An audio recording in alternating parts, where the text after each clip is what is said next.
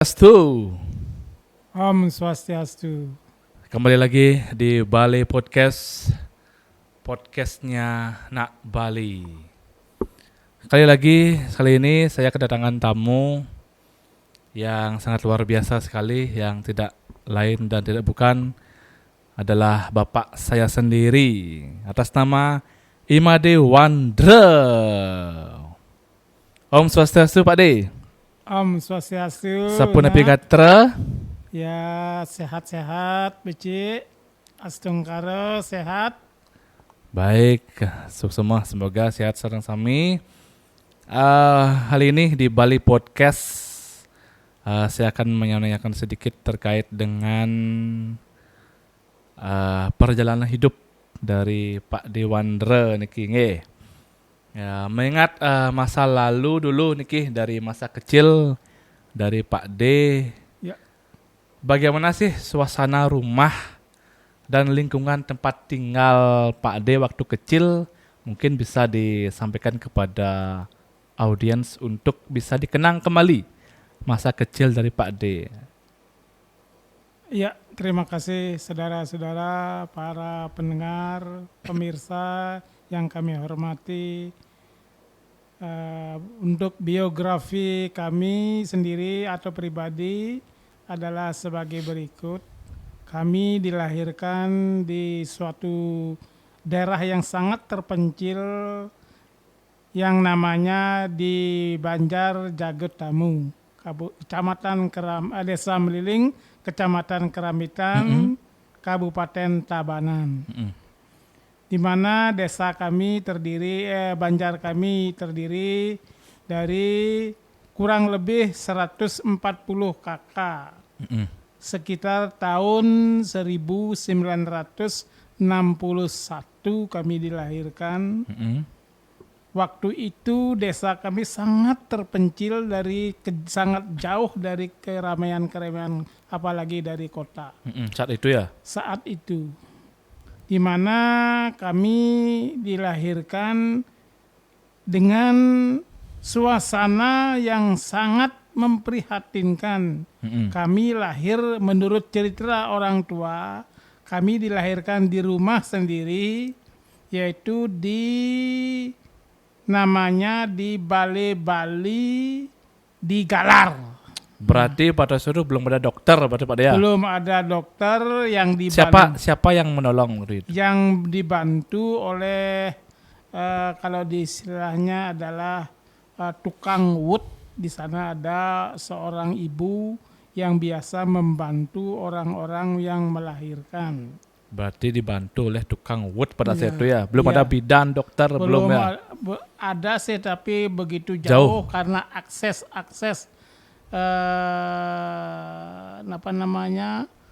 pelayanan kesehatan itu sangat jauh. Kemudian petugas-petugas juga sangat jauh, tidak ada. Akses menuju ke Banjar juga sangat becek sekali jalannya, apalagi di musim hujan. Oke. Ya. Nah, lalu saat itu penduduk Banjar Jagetamu kalau orang melahirkan itu dibantu atau ditolong oleh orang yang ya sedikit tahu tentang istilahnya kalau Bali itu adalah nguwut gitu. Nguwut. Ya. Jadi mengingat kembali pada masa itu, berarti peran figur ibu itu pada saat itu sangat luar biasa sekali berarti Pak ya? Ya, sangat luar biasa. Ya. Selanjutnya itu kami suka tumbuh semakin besar, semakin hari semakin besar. Kami melihat adik-adik saya itu dilahirkan semuanya ada di rumah sendiri. Berarti Pak D berapa bersaudara? Saya bersaudara 6 orang. Saya orang nomor 2. Nomor 2. Ya. Oke. Berarti punya adik 4 jadinya. Dan punya adik 4. Berarti ya. Oke. Saudara yang tertua cewek, Mm-mm. Saya yang kedua adalah laki, Mm-mm. yang ketiga adalah cewek, yang keempat cowok, yang kelima cewek, yang keenam cewek. Oke, ya. Itu semuanya dilahirkan di rumah Semua di tanpa rumah. dibantu oleh petugas kesehatan. Oke, waktu itu karena belum ada gini ya, tugas kesehatan Ya, seperti saat ini. Oke, jadi menurut Pak D sih apa sih perbedaan terbesar antara kehidupan di masa kecil terdahulu sama di kehidupan yang saat ini? aduh, kalau di masa kecil itu adalah kami merasa damai, sangat dekat dengan lingkungan, terutama adalah lingkungan di Banjar. Kami sukanya adalah bermain-main tradisional, ada yang bermain galau-galauan, ada bermain namanya metoktek, itu ada namanya bermain metembing dan lain sebagainya. Itu adalah semuanya jenis-jenis permainan tradisional yang memang itu dilahirkan oleh permainan itu oleh leluhur-leluhur kita. Lebih-lebih di malam hari saat bulan purnama itu semua anak-anak itu mengumpul dalam satu tempat untuk bermain tradisional. Berarti belum seperti saat ini ya ada gadget anak kecil Oh, ya. belum ada gadget, belum ada Berarti listrik, lebih- belum. Listrik juga belum. Belum. Berarti listrik pertama kali hadir ke desa atau Banjar ini kira-kira kapan bisa diingat Ya, kembali? kalau soal masalah penerangan, waktu saya masih di sekolah SD, itu adalah penerangan kami adalah namanya sentir. Sentir. Sentir menggunakan minyak lengis gas. Kemudian ada namanya lampu petromak. Selanjutnya perkembangan berikutnya ada yang lebih besar, ada lampu strongking. Strongking ya. Nah. Saya tahu Itu strongking. strongking. Selanjutnya untuk Listrik? listrik PLN? ada PLN itu sekitar tahun 1987 baru mau masuk listrik ke wilayah Banjar kami. Ya. Oke. Terus kemudian apa sih hal yang paling paling mengejutkan lah saat pertama kali nih sudah anggap tadi masa kecil itu merupakan kisah-kisah yang berharga. Mungkin ada lagi kisah waktu kecil atau saat remaja ini apa kisah yang lainnya yang bisa diceritakan? Iya, kisah waktu kecil. Mungkin kami- waktu SMP, SMA. Setelah kami tamat SD sekitar tahun 1974, itu kami lanjut maunya sih sekolah ke tingkat lebih jenjang lebih tinggi ke SMP. Tapi karena di wilayah kita Kerambitan khususnya? Kerambitan hanya ada satu sekolah SMP yaitu yang berada di Kerambitan waktu itu. Nah, lalu akses jalan menuju Kerambitan adalah sangat susah sekali. Kemudian batu besar-besar berkerokol dan lain sebagainya. Kemudian tidak punya akses Kendaraan? kendaraan, tidak ada, bahkan sepeda gayung pun belum ada. Jadi kami menjangkaunya dengan cara berjalan dari sini menuju ke kota Kerambitan, ke kota kecamatan. Berikutnya lantas, ya di samping juga karena faktor ekonomi, ya akhirnya kami diajaklah oleh seorang dokter yang berasal dari sini kelahirannya, yang namanya Dokter almarhum Wayan Semada, untuk mengajak ke Denpasar waktu itu. Kami dijadikan di Denpasar, diajak untuk dibina di sana, dibesarkan di sana, dan saya adalah mengambil tugas-tugas tertentu di sana adalah sebagai pelayan rumah tangga atau disebut sekarang adalah asisten rumah tangga. Asisten rumah tangga. Berarti Ya, pada saat jadi asisten rumah tangga itu apakah juga sekolah? ya, pada saat itu karena dokter itu sangat prihatin, kemudian saya harus berusia sekolah, harus sekolah karena dia dan saya karena tekun, jujur dan bertanggung jawab akan satu pekerjaan yang diberikan, sehingga dokter itu punya rasa prihatin untuk menyekolahkan kami menuju ke SMP. Mm-mm. Berarti modal yang digunakan pada saat itu hanyalah kejujuran. Kejujuran, Tanggung jawab. ketekunan, dan tanggung jawab yang diberikan untuk menyelesaikan satu pekerjaan itu kami selesaikan dengan penuh tanggung jawab. Mm-mm. Sehingga dokter punya rasa prihatin untuk melanjutkan sekolah ke jenjang SMP. Akhirnya kami disekolahkan atau masuk ke SMP Nasional Panjer Denpasar. Panjer Denpasar. Sekarang adalah di sana adalah Undiknas. Undiknas. Berarti selama menjadi asisten rumah tangga, kerjaan apa sih yang dulu di sana dikasih oleh Pak Dokter? Pekerjaan itu kalau dibicarakan adalah semua pekerjaan rumah di rumah tangga itu kami kerjakan. Ya, kita mulai dari menyapu, mengepel, bersih-bersih kaca. Setiap hari itu 2 kali ngepel, 2 kali nyapu. Kemudian membantu di dapur dan mencuci pakaian, plus nyetrika. Jadi semua, Semua rumah pekerjaan tangga. rumah tangga itu kami dikerjakan. selesaikan. Oke. Jadi pada saat di Denpasar itu mulai start awal sekolah jadi dari SMP. Dari SMP.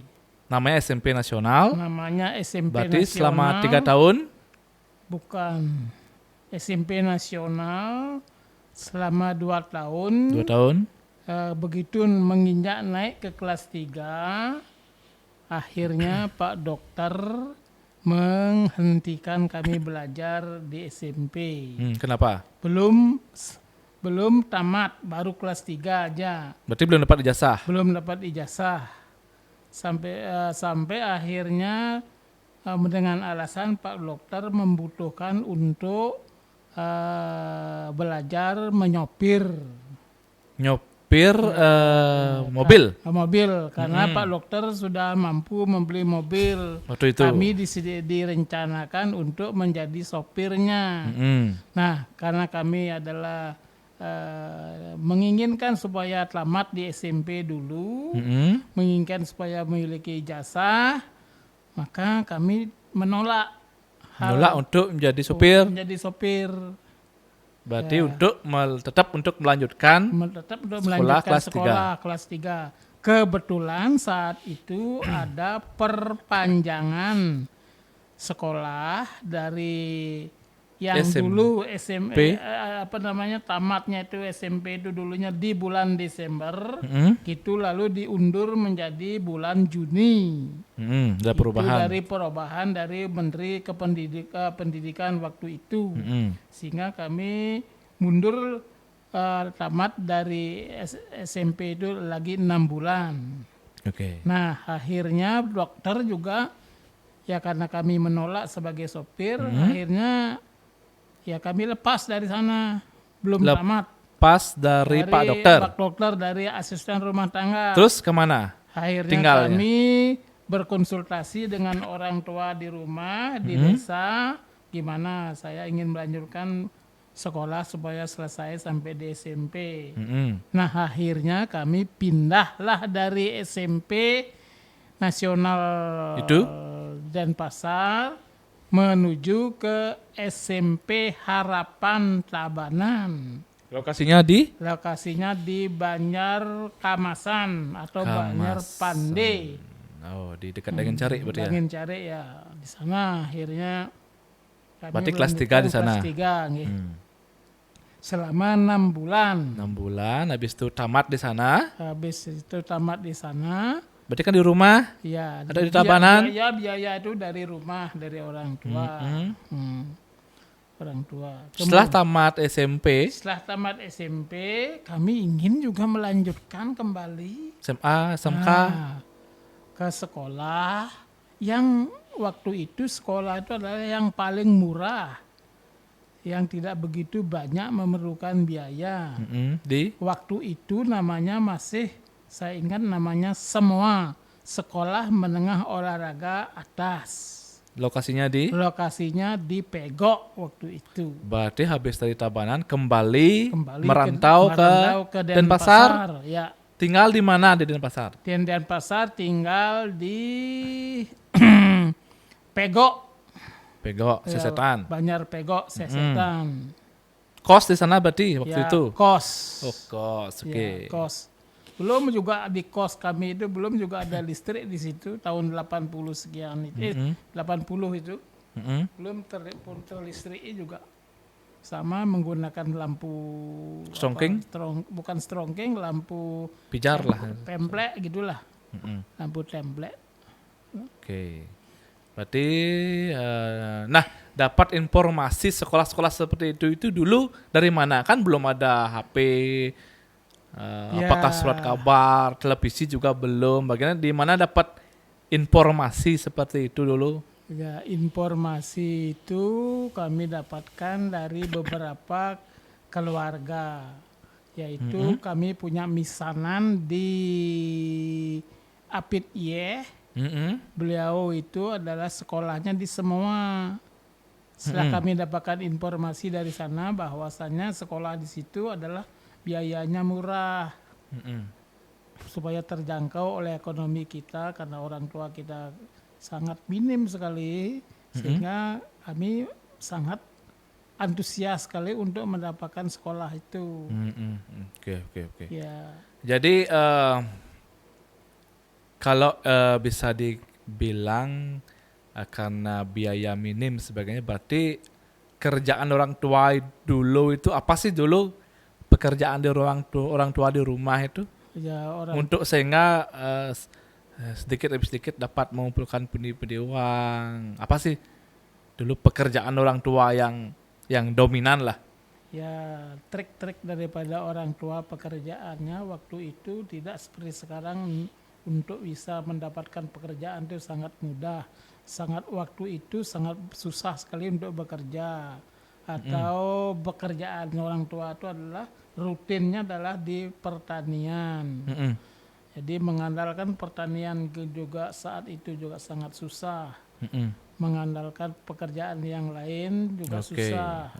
Jadi untuk mendapatkan duit atau uang itu adalah untuk mengkuli, ngangkut pasir dari sungai menuju ke rumah Jadi, orang. berarti kerjaan-kerjaan orang tua dulu ya kerjaan ya seperti ini ya, pasir, pertanian ya, hasil pertanian. Oke, setelah dari SGO berarti anggaplah tamat SGO namanya ya dulu ya? SGO. Ya, apakah tamat itu standby di Denpasar? Apa kembali lagi pulang? Ya, kami tamat di SGO yaitu Juni tahun 1982. Begitu tamat menyelesaikan pendidikan di SGO, lanjut pulang ke rumah ke desa untuk membangun Banjar. Itu akhirnya kami karena sebagai guru mengabdilah di sekolah dasar SD 1 Meliling. Kami mengabdikan diri kepada desa untuk mengajar olahraga di sebuah sekolah SD di Meliling.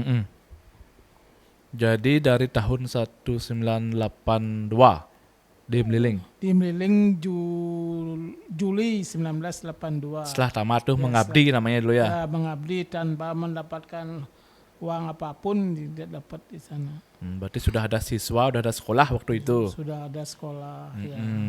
Nah setelah itu berapa tahun mengabdi sehingga bisa menjadi ASN?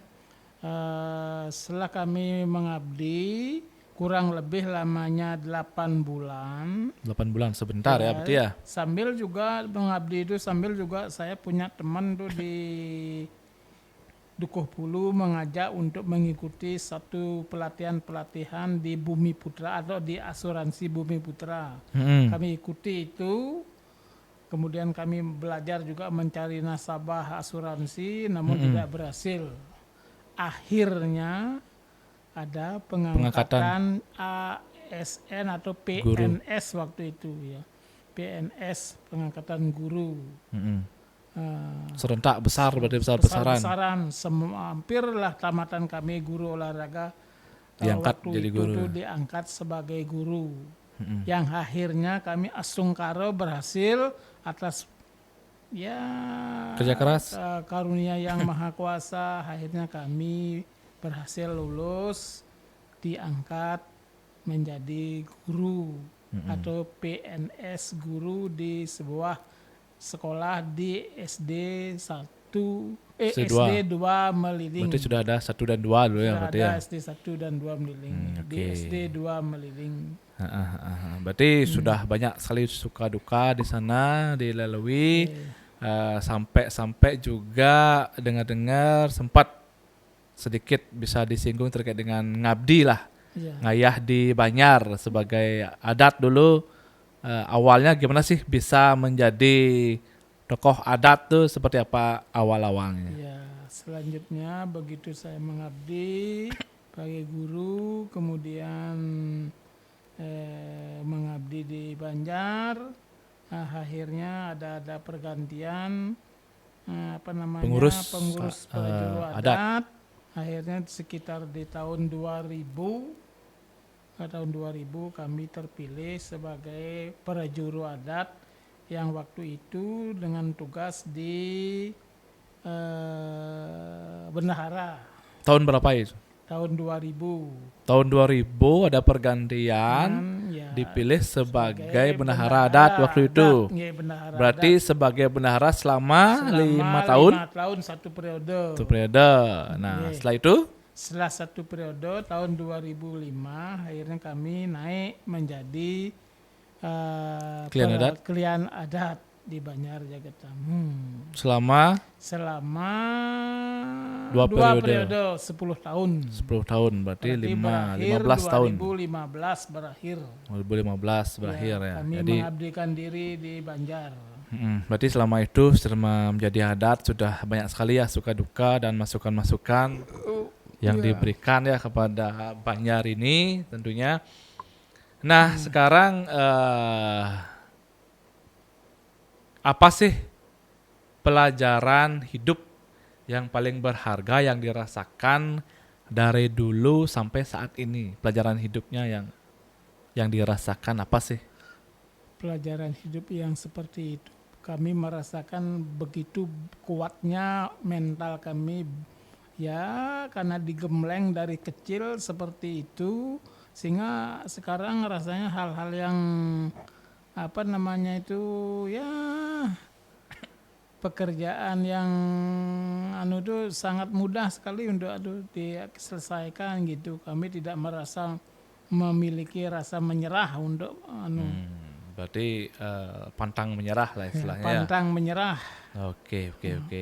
Jadi setelah suka dukanya sudah banyak sekali ya, dan pelajaran hidupnya. Dan hal sederhana yang paling membuat bahagia sampai saat ini apa sih? Hal sederhana, apakah keluarga, apakah pendidikan atau apa? Ya, Asungkaro kita sudah merasa seperti ini dan memasuki masa pensiun, tentu akan menikmati hidup. Ya, menikmatilah. Yang penting kita inginkan adalah kedamaian. Oke.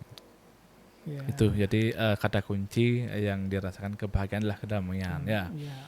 Dan terakhir nih sebelum diakhiri, apa sih pesan atau harapan terbesar untuk hidup saat ini dan kedepannya, begitu juga untuk anak-anak dan cucu-cucu kedepannya? Apa sih harapan terbesarnya, pesan atau harapan terbesar?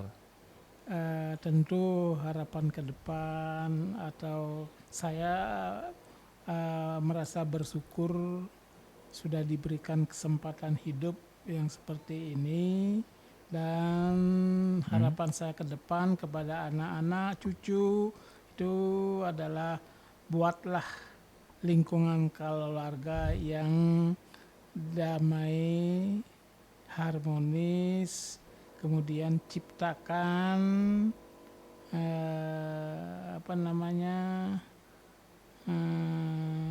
kedamaian. Mari kita bersama-sama menciptakan kedamaian, saling memahami, saling menghargai, saling menghormati gitu. Ya. Jadi sama satu sama lainnya itu mari kita saling menghargai, menghormati sesama kita. Sama ya. Ya, bersyukur.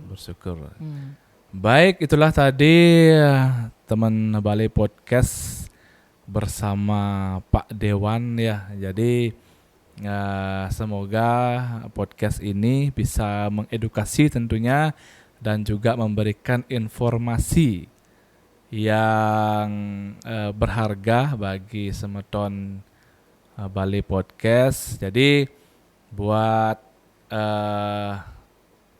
pemirsa atau audiens, terima kasih telah menonton podcast ini. Dan Pak D, terima kasih atas waktunya.